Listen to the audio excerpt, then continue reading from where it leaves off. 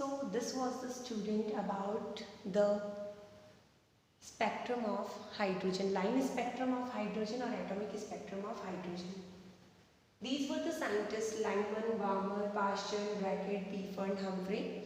These were the scientists which actually discovered these spectral lines in the hydrogen, and thus these lines were given by the name of these scientists only.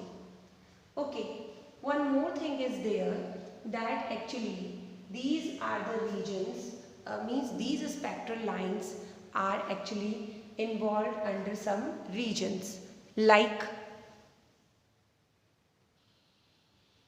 for example the Lyman series actually involved in the UV region only.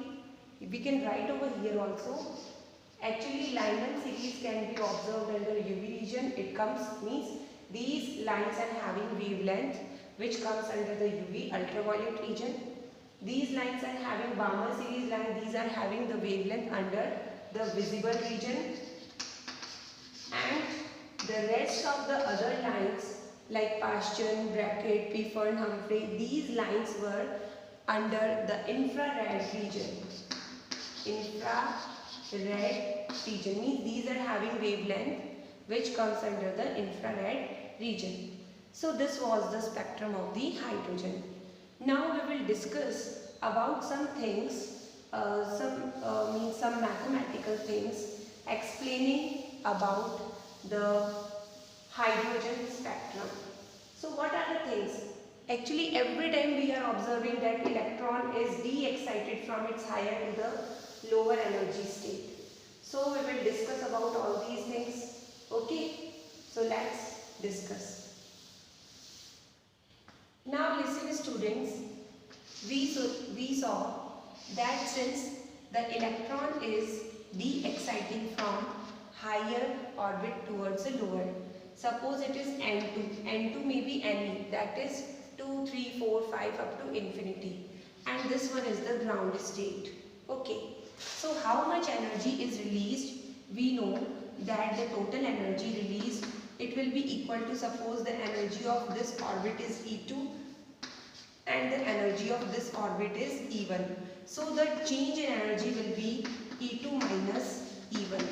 Okay, now the change in energy will be, we can calculate it by the formula 13.6 Z square 1 upon N1 square minus 1 upon N2 square electron volt.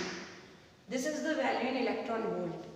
Since I told you what is the value in joule per atom also, so we can write this value in joule per second also.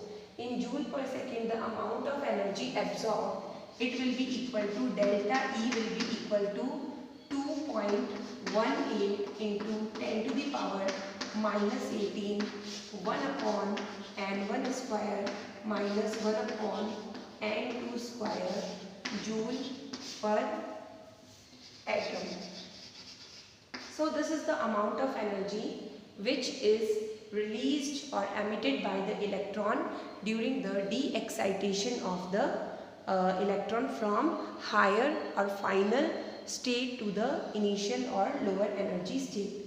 So this is the value of energy. Okay, now we can calculate some other values, like we can calculate the frequency, we can calculate the wavelength, we can calculate the value of wave number also for the electron, for the de-excitation of electron in the hydrogen line spectrum. So how can we calculate? We are having 2-3 ways to calculate. Suppose since we know you are having two formula, that E is equal to hc upon lambda is there. Okay, this formula is according to the Planck's theory, quantum theory, and it is also equal to h nu. So you can use any of the formula to calculate all those things.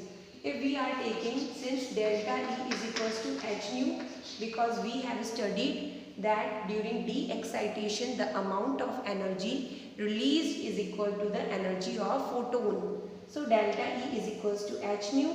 From here nu is equals to nu or frequency, it will be equal to delta E upon h. If we will put the value nu is equals to delta E, means the value of delta E, we can write this value also, no problem.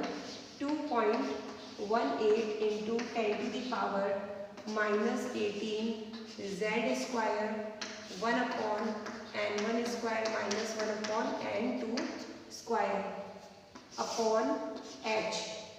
Okay, so if we will put the value of Planck constant, then in that case the value of Planck constant, it is 6.26 into 10 to the power minus 34.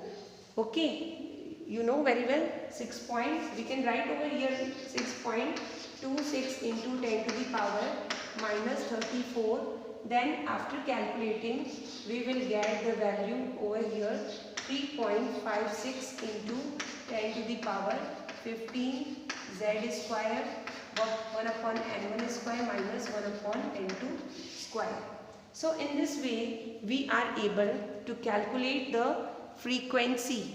Okay, oh sorry, it will be 3.56, no, it will not be 3.29, sorry, it will be 3.29 into 10 to the power 15 z square 1 upon n1 square minus 1 upon n2 square. So in this way we can calculate the frequency. Okay, now the next will be, we will calculate the wave number. Since wave number is equals to C, means it will be equal to, we will calculate the wave number with the help of either 1 upon lambda, or we can calculate it with the formula frequency upon C, because we are having this formula also, wave number is equals to 1 upon lambda, no problem, you can calculate by 1 upon lambda also. So if we will put, because in NCERT it is given like this, you can calculate like that, no problem. So wave, for the value of frequency here is 3.29 into 10 to the power 15 z square 1 upon n1 square minus 1 upon n2 square. Wave number, it will be equal to, if we will divide over here, because this is the value of frequency, by 3 into 10 to the power 8 meter per second, then we are having 1.09677 into 10 to the power 7 z square into 1 upon n1 square minus 1 upon n2 square. So this equation we will get for the wave number.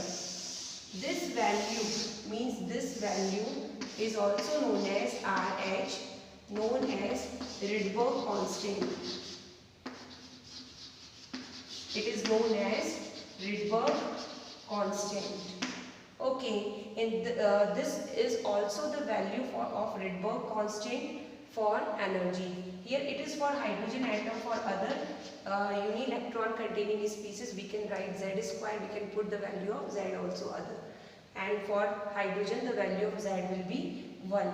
For hydrogen the wave number will be equals to this one, the value of z will be 1. So n here represent the lower energy state and to here represent the higher energy state. You can use n initial or n final over here, no problem.